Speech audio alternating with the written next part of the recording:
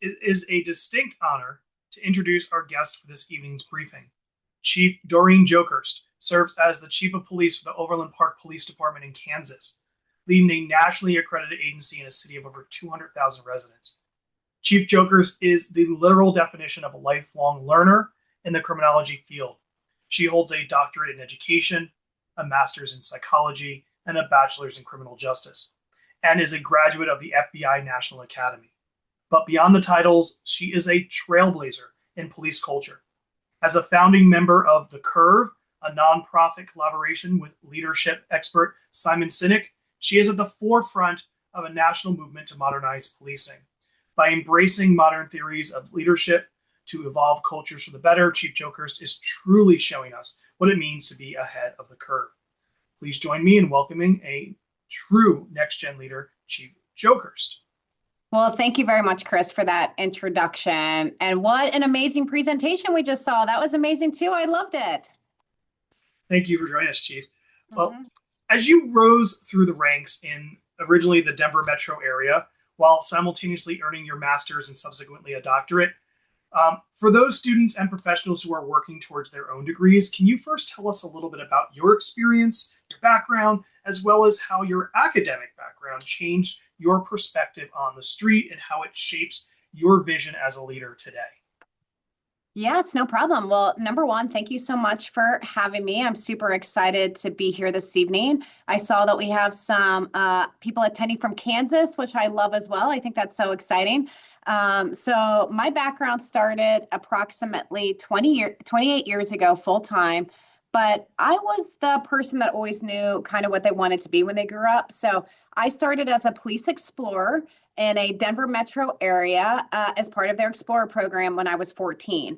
And I just loved it. I knew I wanted to be a police officer. Nobody in my family was in policing, but I just really wanted to serve and help others and really just make a positive impact on our community.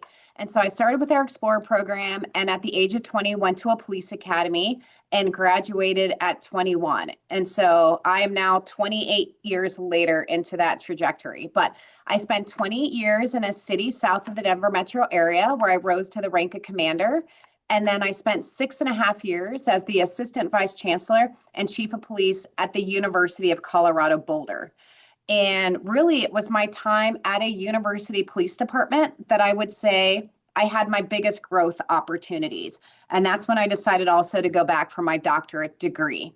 And so at my time at the university, I started there in 2018. We had a number of things. We had different protests on campus. We had the COVID. We had the murder of George Floyd. We had different unrest. We had different police reform. Colorado was also going through shifting different laws and statutes that were going into regarding changing policing for the better. And so all of that time I spent at the University of Colorado Boulder. During that time, as you might remember as well, we hired a different football coach. We hired Coach Deion Sanders. And so I went from, I say not a lot of people attending our CU Boulder football games to having sold out games overnight and having really the national spotlight on our university and our athletic program through Coach Sanders. And so it was some huge growth opportunities. And going through that, I was making a lot of decisions on our campus and at our university. And I realized that my scope was very narrow. Like I knew a lot about public safety and I knew a lot about policing, but I didn't know a lot about when it comes to educational equity and when it came to different systemic barriers that were occurring at the university. And so I researched a doctorate program through the University of Colorado, Denver, and it's in educational equity and executive leadership in higher education. And so it really provided me perspective and looking at things through a lens that I might have not normally considered with my background in policing. And so after 6.5 years there at the University of Colorado Boulder, I'm going to transition to a state I had never been to, Kansas, and to the Overland Park Police Department. And so it is the largest police department in Johnson County. Just to give some perspective, we're in the Kansas City metro area. And I have just really enjoyed and loved my time here as well. And so for me, really, my academic journey per se was less about having really numbers behind my name or letters behind my name associated with that. It was more because I wanted to develop a deeper sense of intellectual humility. And I really wanted to make sure that I understood what that looked like and to just have a different perspective shift coming from that. And so I definitely see policing a lot differently. I see it as a problem solver and as a communicator than I do as a enforcer per se. And so I really appreciate that first question, Chris, in regards. So thank you. Hi, Chief. Thank you for being with us tonight. Recruitment is a challenge across the country, and many students and community members are hesitant to enter the profession. Given your experience in municipal, campus, and metropolitan policing, what is your message to the next generation, and why is policing still one of the most impactful ways to serve a community in 2026? Thanks, Mary. So I really think when policing is done with integrity, it is the utmost, most profound profession and impactful profession that we can have. And so to those looking at coming into it, I would applaud and say, yes, how I started policing in the late 90s and where we're at now is vastly different. And I would say, too, I probably didn't fit the cultural norms in the late 90s, and policing needed to change and evolve as well. And so I love when people bring their authentic self, their authentic voice. I love hiring people from different diverse backgrounds, experiences, and education, because I want our officers to relate to the community in which we serve. And so when I interview our officers, and I interview every officer that comes to Overland Park, I really look for someone, number one, who has a servant heart. I want them to know that we are here because of the community. And so, Sir Robert Pelian's principles, the police are the community and the community are the police, that is extremely important to me. Making sure we level set that power dynamic as well is very important to me. And so we are here to serve. We are here to figure out better ways. And so I also say in regards to this, when I talk to new recruits and new officers or those looking at going into the profession, that we are looking for everybody who wants to serve and make the community, I say, better than they found it, and making sure that we are reaching out to our marginalized identities, our historically excluded populations as well, and making sure that they have a voice and meeting community where they're at. And so that might not be at the police department per se, it might be in a community, and it might not be dressed like me in a uniform, it might be in plain clothes as well. And so I just really think it's about approachability and meeting community where they're at. And I know there are so many people that would be so impactful into this profession. And so I say, if you want to be that kind of social architect of change, then don't stand by the sidelines. I would love to have you here at my policing organization and kind of looking at it. And since the question went into like recruitment, when I started 18 months ago at Overland Park, we were down 40 police positions. That's a lot. Just to give a span, I'm authorized 280 officers. So to be down 40 is a big number. We're currently down 16 officers. And so it's about recruitment as much as it is about retention.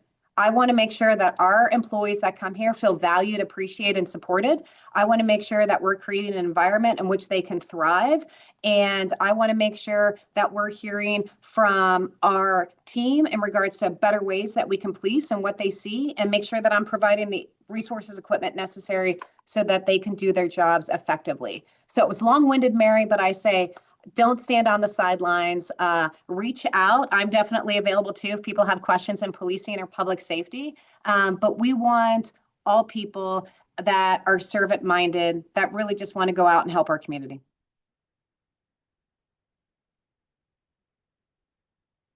Oh, I think you're on mute, Mary. Sorry about that. No.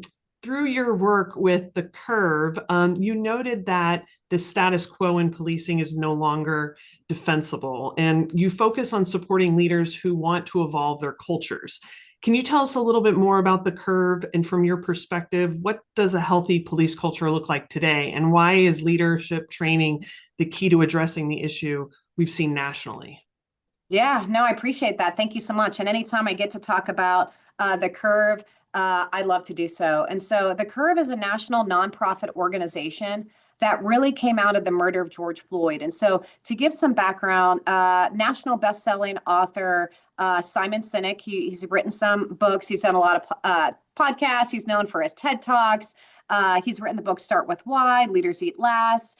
And so he had reached out to a couple chiefs and said, hey, we have got to look at changing things. This is not going well. How can I bring like-minded chiefs that really want to be impactful to our communities and serve and get them together on a phone call? And so it started with some organic conversations where I met a number of chiefs and sheriffs from a national perspective and really talked about what is the issue in policing? What is happening? And what we determined was, number one, we have a leadership crisis in policing.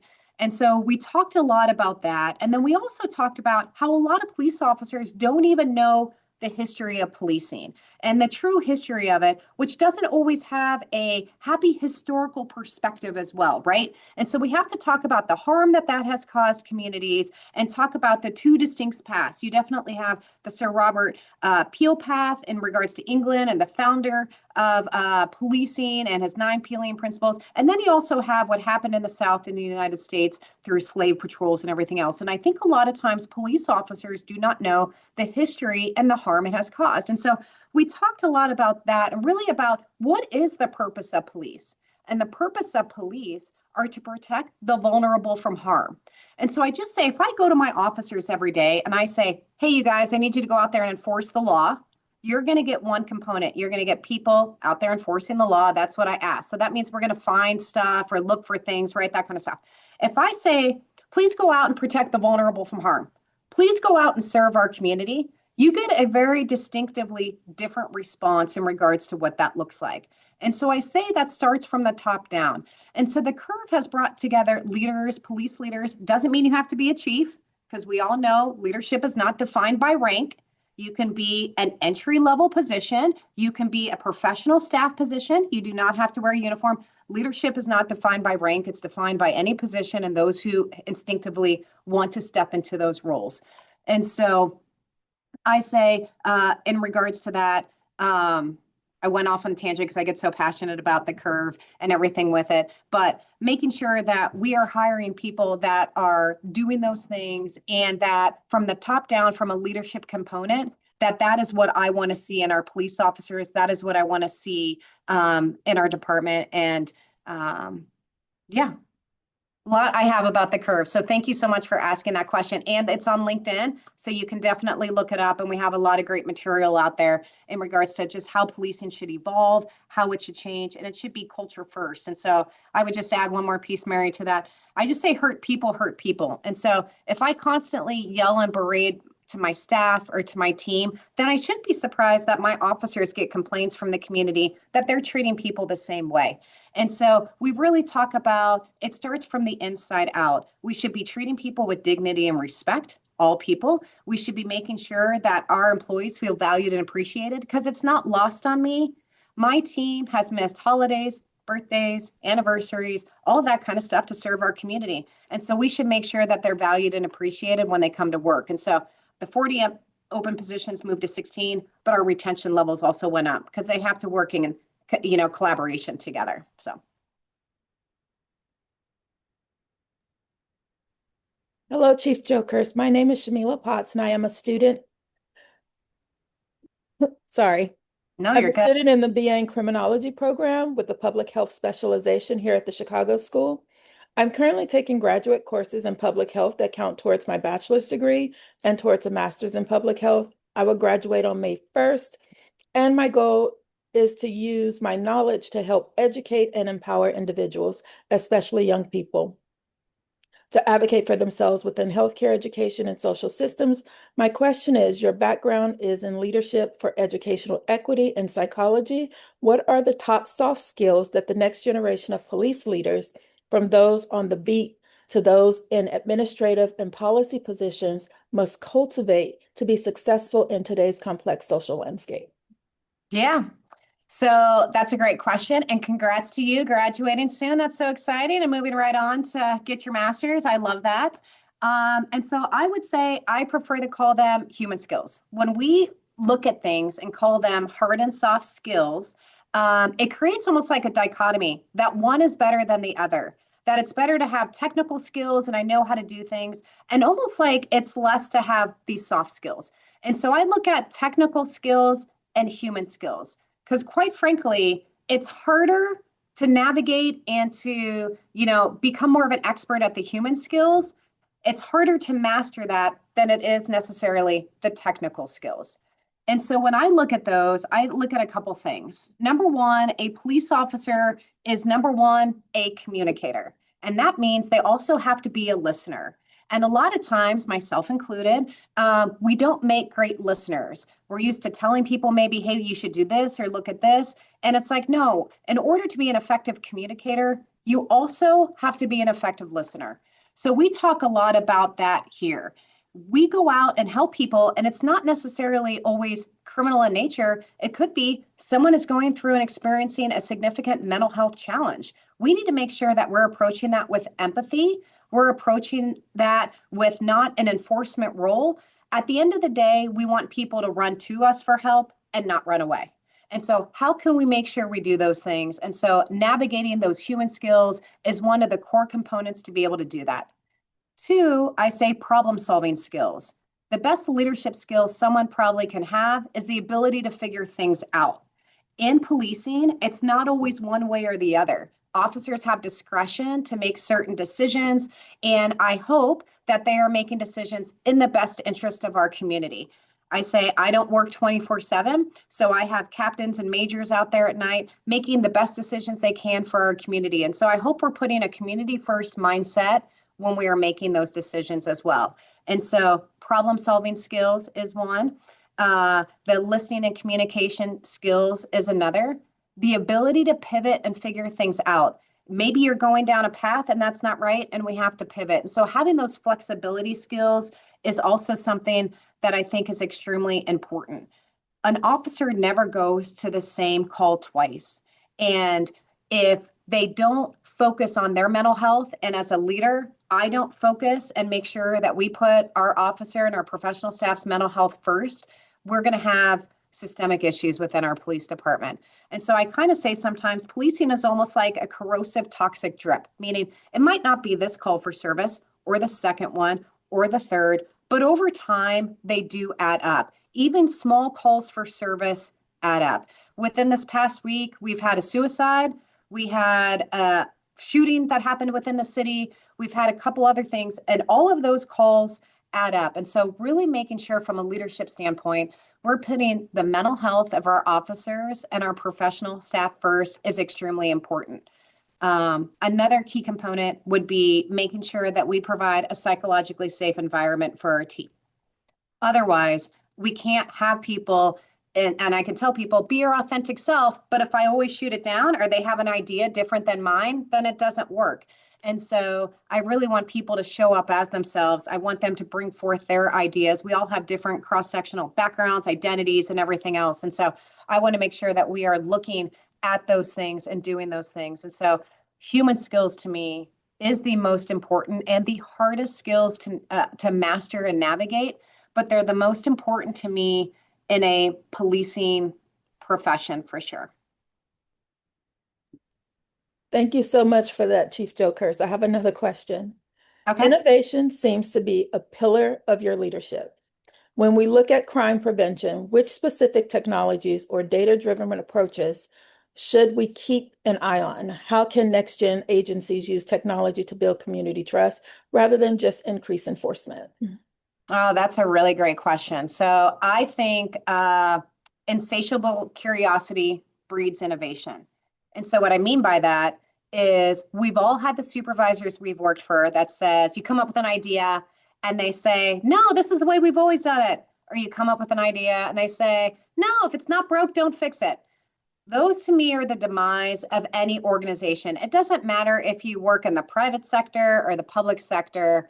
If we are still policing how we did when I got hired on in '98, that's problematic. Technology has changed, things have evolved. And if you're not evolving, you're becoming obsolete.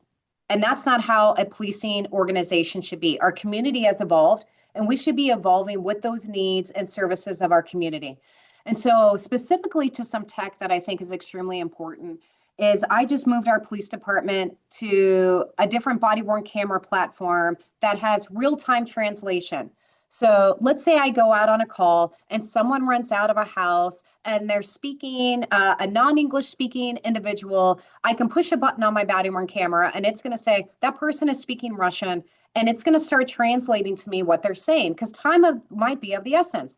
And I can say, I need this person to step out. I would like to know if anyone's injured. And it's going to now start translating back in that language. And so it's not like we used to. I say, you called the language line, you said here, you passed the phone back and forth. When we talk about really wanting an inclusive and welcoming environment where people want to us for help, then we need to make sure that we have technology that we can be communicating with people, especially when I said time could be of the essence and it's extremely valuable and maybe there's a time sensitive issue. Another piece where tech is really evolving and innovation that we have moved to is what's called drones for first responders. And so that's drones on rooftops. And so that means, let's say we get a call. Let's say it's an armed robbery at a gas station. Now our drone operators that used to have to sit there with a remote and fly the drone and go to the call for service, they can now push a button and autonomously that drone is going to go. It's going to be geolocated to the gas station and provide situational awareness of what's going on. And so we might find out, hey, the suspect's no longer in the gas station. They now got into a red Ford Explorer. And so that drone now can be able to follow that red Ford Explorer in regards to it as well. The nice piece about that is a number of times when someone calls in and describes a suspect information, bias can also be implemented in there, not known to the officer who's just trying to respond to the scene. So having real-time information not only helps and betters our community, but also those that are involved.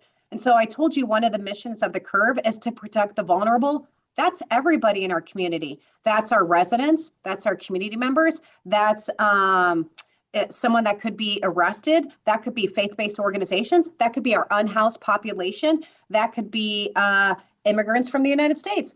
When I say protecting the vulnerable, again, we want people to run to us for help. That's everybody. And so to have situational awareness is really great. We have license plate readers within our police department. But what I would say to your question on technology and innovation is if it's not implemented intentionally and thoughtfully with well-written policy and governance, it can do harm. And so I always look at, so like our drones, we will also be including the flight path on different things. So those people, our community knows, hey, yes, the chief employs different evidence-based technology. She wants to make sure she has situational awareness, but she's also doing it intentionally and thoughtfully with governance and accountability oversight and provides transparency when possible. So you can't have one amazing technology to me without the other. And the challenge is this other piece is not a mandate in policing. I think it's the right way to police. I think if we are doing stuff, if it can be transparent, we should. And so if you look at my website, it has the calls for service it goes on. It has arrest and demographic information on there. It has, I get a lot of questions on, do you cooperate or not cooperate with federal law enforcement agencies, specifically ICE? It has frequently asked questions because I know if one of my community members has that question, maybe so does somebody else. And so why don't I just put that stuff transparently out on the website? So we do that, and we'll be doing that with our Drones for First Responders program. I'm excited about our AI pieces in regards to the translation.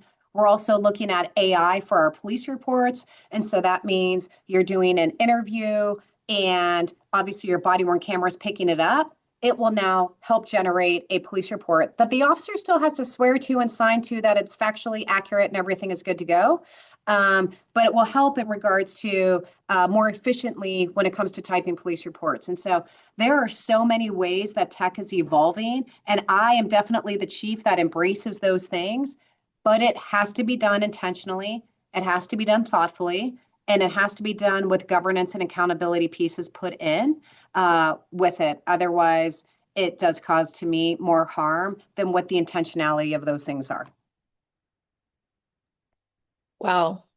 And lastly, many of our attendees are students like myself or early career professionals who don't yet have chief on their badge. How can someone be an advocate for best practices and drive positive change from the middle of the pack? What advice do you have for the aspiring leader who wants to advocate for or make reforms in the justice system, whether at their agency or by becoming involved another way? Yeah, so when I was at the University of Colorado Boulder, I listened to the Exonerated Five out of Chicago. And one of the impactful things they said as I was listening to them is occupy those spaces in which you want to seek change. And I just love that. And so when I was the 14-year-old kid that wanted to be a police officer and started at 21, I would just tell you, I did not fit the norms of what policing was in 1998. And, being a, young 21-year-old, I was trying to fit in. Like, I didn't want to stand out. I just wanted to be what everyone thought a police officer should be, right? And as I'm trying to navigate that space and learn more about me, I would handle calls and be upset about different things. And my sergeant would say, we don't have time to talk about it. Move to the next call, move to the next call. And I just remember thinking, man, if I'm ever privileged and honored enough to get the rank of sergeant, I wouldn't treat people like that. Maybe they had a bad call and they want to talk about it and they shouldn't just have to move to the next call. And so I then became a sergeant. And I remember thinking, okay, I'm going to change how I lead my team. And then I thought, man, if I'm ever lucky enough to make lieutenant, I would change how I run all of these teams. And I would do it with compassion. And I would say, hey, let's talk about community policing. And let's talk about these things. And why do we take metrics on citations and traffic when we're not even at high accident intersection locations? Like, you can write 20 tickets that affected no change, or you could write 4 tickets at our highest intersection that causes fatalities or injuries, and I'll take your 4 at those to try and reduce injuries, right? And so I'm like, why are we looking at metrics that are not changing or making things better for our community? And so I became a lieutenant, and I thought, man, if I ever can make the rank of commander, I would change how we do these things. And so I kept doing it. And before you know it, I found my authentic self and said, I'm not here to change to what policing is. Policing needs to change to what I see it as. That's where I think it needs to go. And then I just say, CU Boulder gave me my first shot as a chief. And it was also Chris, the director on here, that gave me my first shot as an adjunct professor. And I thought, man, if I'm ever a chief, I would change how I run a police department. And I would let people know that we're here to serve. And I would let people know that they're valued and appreciated. And you can still hold police officers accountable, don't get me wrong, and still value employees as well. And so I would change how we run police departments, and I would change how we facilitate discussions on a local, state, and national level. And so I did that for 6.5 years. And I thought, man, if I can ever make it to a bigger agency, I would affect things not only for my own department, I would have a cascade out like a ripple effect. And so I can tell you, for me as a chief, there's a lot of people that agree with how I police and my style and what that looks like. And then there's some, I say, more archaic views in regards to policing that do not. And I say, that's okay. You got hired to run that police department and I got hired to run this one. And my people are going to be happy and they're going to know it's good. But they're also going to know, and I tell everyone this, it's a privilege to wear this uniform. And I might not tell you you can't be a police officer over there, but I can tell you you can't be a police officer here if you don't adhere to certain standards and expectations that I have, because I hold myself to those standards and expectations too. And so I just say, occupy those spaces in which you want to seek change. And it's okay if you don't think you fit whatever norm that may be. Maybe that norm needs to change and it was never good to begin with. And show up to those spaces. And if you're in those leadership roles, then look around the table and make space for somebody else. And also look at who hasn't been invited to the table and see who needs to come. And make sure that you're inviting them and making room for other people and bringing them up with you. Ooh, Chris, am I going too long? I saw you pop up. No, I was getting excited. I was going to ask the next question. Oh, yes, perfect. So I loved it, but I would say, yes, definitely step into those roles. And I get that imposter syndrome can be real, but you're here for a reason and making the changes for a reason. And I just say you should try it, because you don't get those things unless you don't take that effort to try. So yes.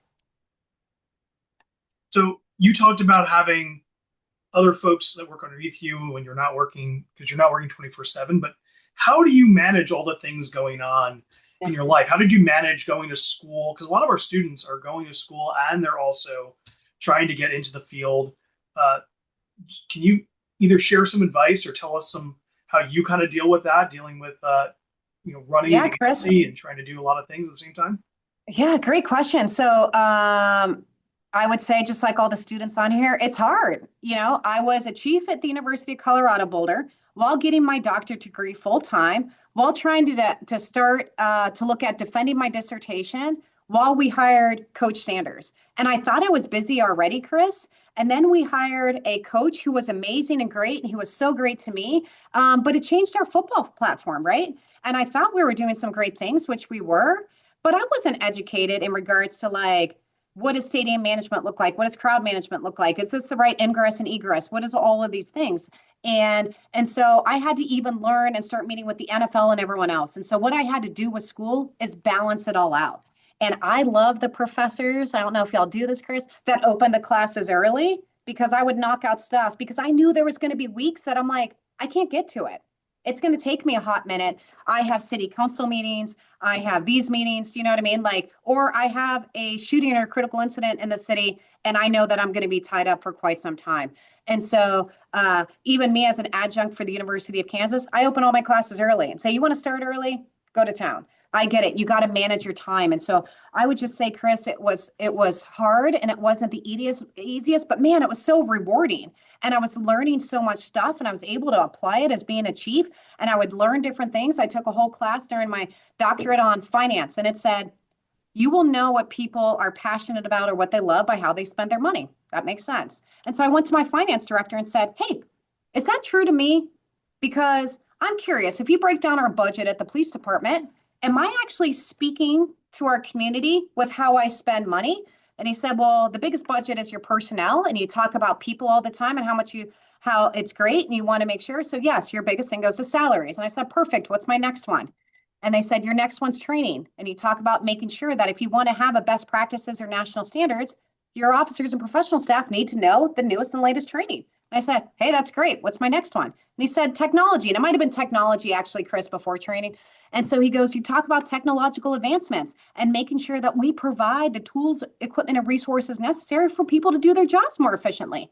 And I said, I love that. What's my next one? He goes, well, then it kind of disseminates out. And I said, oh my gosh, I talk about community engagement. I talk about being out there.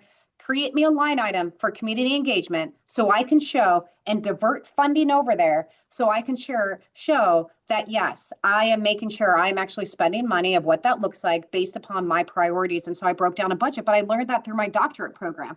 I learned just different things in regards to systemic issues within a university. And so I say it was hard and it was challenging, and I had to balance things out just like every one of these students.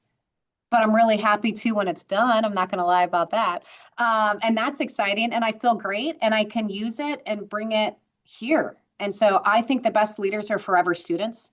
And so even after the degrees, I'm always reading research. What's the best thing over here? What's this police department doing? What's this, agency doing? And so leadership and being a forever student go like this. And so even after the degrees, I would tell everybody, we'll keep reading and learning because it never stops, even when you make the rank of chief. Thank you for that. That's interesting. We have a little bit of time. Would you be interested in answering a few questions from folks in the audience? Sure. Yeah, I'm more than happy to, if they have certain questions they would like to ask, I'm more than happy to open it up to answer any questions that they may have. Yeah, there's some stuff. I don't know if you can see on your screen the Q&A, or if you go to the more, you might be able to see it. But I can read you some of these so folks can see what they are. But one of them kind of goes to your department.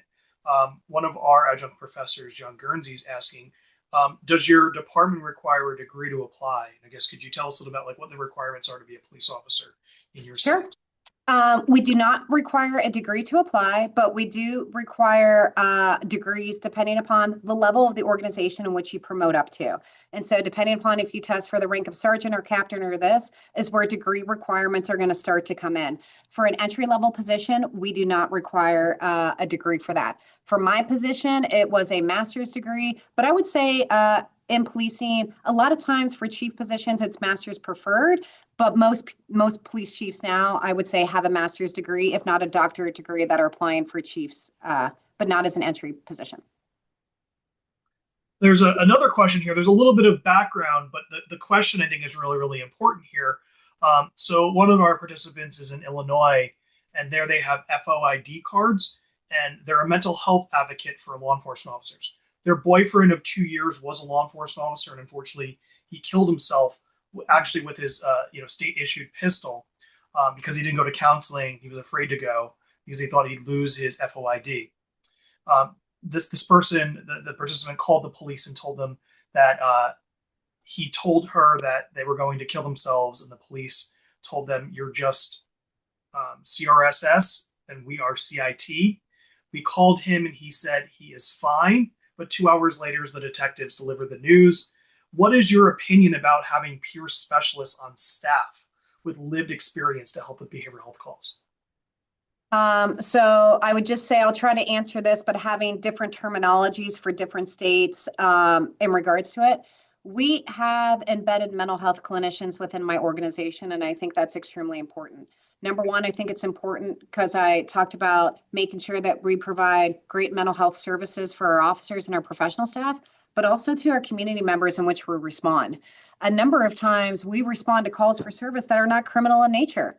And a police officer might not be, or probably is not, the right person that should be handling that call for service. And so we have several mental health clinicians in our department that respond to calls for service, both externally, and we also provide those services internally within our department. And so we have peer support programs within our department. We also have a psychologist within our department as well that we can help and refer people to.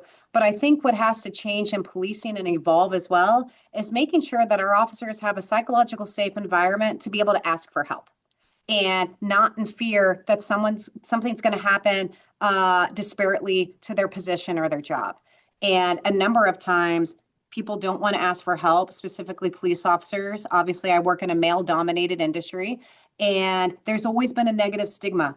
And I try really hard here to say physical health and mental health, we need to talk about those equally. We go to the gym all the time and we talk about what that looks like and we're all okay. But still, we may be afraid or hesitant to talk about our own mental health. We shouldn't be like that. We need to make sure that they're both open and to be able to do it and provide a psychological safe environment for our teams to say, hey, I'm not doing well. And here's what's going on, and making sure that we're providing the support necessary to help them out. They are not only just our employee, they're a team member, but they are our loved ones. They're a family member. These are mothers, daughters, sons, all of these things. And we want to make sure that we're taking care of them like our family. I have a mentor that always says, Chief, you have the privilege to lead, and that means taking care of those in your span of care. And you have 380 people within your span of care. And he'll ask me all the time, what are you doing for them? And so for me, I try to ripple it out. If I can, feel this way and believe this way, I'm hoping that emulates through my organization and causes a ripple effect within the department. But we really need to talk about probably having more conversations about making sure that people feel safe to actually say, I need help. Yeah. And I'm really sorry that happened to that person that posted the question. I'm very sorry about that. Yeah, it's a very sad situation, and my background in law enforcement as well. It's always a touchy subject when you talk about mental health. It's some people will talk about it, and other people just won't. And I think we definitely need to focus more on that. The next question we have is about physical training and about the differences between men and women in the physical training. This one student, they're in Wisconsin, and men and women are required to meet the same PT standards. Do you know if Kansas follows that same approach, or do they adjust upon gender? That's a great question. And so, no, we have standards set in our organization based upon, we scientifically, I say, check those based upon our people within our organization that pass them, if that makes sense. And so we didn't set them the same. When I look at, there's a national organization called the 30 by 30, and that's saying by the year of 2030, we're hoping to have 30% commission positions be female.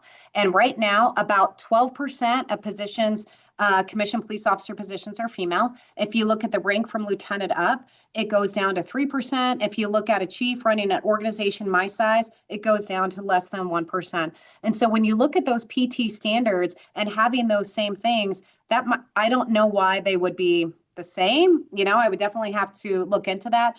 But our, employees went out, took the test, we sent the benchmarks based upon those in regards to it, and that's what it looks like. There's a little bit of a follow-up on that, which is kind of interesting. Do you think that requirements like push-ups and things like that, these physical things, should be adjusted or replaced with more job-related tasks? Yes, I do. So, like in my last organization, they were talking about adding, like, you got to scale a 6 foot wall, but my city didn't even have 6 foot walls. And so I'm like, why are we doing things that doesn't make sense for the community in which we serve? And I can tell you right now, my last organization, we looked at different things. You should do a 1 mile run. Well, I've gotten into different foot pursuits, and Chris, they never lasted a mile, right? Like, get in your car or something, like change it up. But and so, yes, I do think it should be indicative in regards to the job and what you do, and there should be job functions tests associated with it. And we should be looking at, I say just different things, like an officer needs to be physically fit, but then you can look at sometimes their entry exams and you never did it in 30 years and you see what that looks like as well. And so how do we also encourage people to stay physically fit? Again, encourage making sure that we're taking care of each other's and ourselves mental health and what that looks like in regards to it. And so yes, I do think those things should also be looked at. And I bet the 30 by 30 has great research associated with that. Thank you so much for all of this. Before we go, is there anything that we didn't ask you that you think is important to pass along to not only professionals in this field, but our students? Like what should we be focused on? What should we be, I guess what should we be focused on if we're looking for next gen leadership? We're looking for next gen police officers and folks working in the criminal justice system. What can you leave us with? I just say, number one, be your authentic self. Occupy, someone had put it in the chat, like, be the change you wish to see. I love that. I think that's so great because sometimes we go into different roles, policing or otherwise, and we try to fit with what they're doing. And we might have some great ideas to evolve and change, but we become that norm, right? And it's like, no, bring forth those ideas, bring forth those change. And so I just say, continue being your authentic self. I know that balancing school and work can be challenging because I did it myself in my master's program and as the chief in my doctorate program. But it's so well worth it. And give yourself grace too. Like, maybe start ahead a little bit because maybe some weeks are going to be tough, and that's okay. And then I say, Chris, reach out to the professor. I had to do that. Hey, this week wasn't good. I'm really sorry. Can I get any grace on that assignment? And 9 times out of 10, they said yes. It's okay, but you don't know unless you ask that question. And so, two, I'm more than happy to also be a resource or available. So if anyone has further questions, Chris, or they'd like to reach out or learn more about policing, I am on LinkedIn, so feel free to reach out. I had great mentors, and so anytime I, again, can make space and provide time to answer questions to those coming into the field, I'm more than happy to do so. I'm very passionate about policing. I love my job. It doesn't mean I have loved every day, but I really love being a public servant. And I hope that throughout my career, maybe I impacted someone's life, and it cascades out and they continue to do so. So, Chris, I'm just honored that you invited me on here. So thank you. We're so honored to have you here. You're an inspiration. I'm so glad that we got to meet years ago. I'm so glad we've stayed in contact, and I'm so glad. And I'm glad you gave me a chance, Chris. You gave me a chance, and I appreciate that very much. Absolutely, you're welcome. You're welcome. Well, thank you so much. As we end tonight, I just want to share what we have coming up, and we'll have this recording for folks. I saw some people saying they joined late. You'll be able to see this on a recording, and you can still have the opportunity to get the badges and everything along that. With that, let me share my screen here. So we were here tonight on Tuesday. We had the crime scene investigation showcase, and we spoke with Dr. Chief Doreen Jokerst.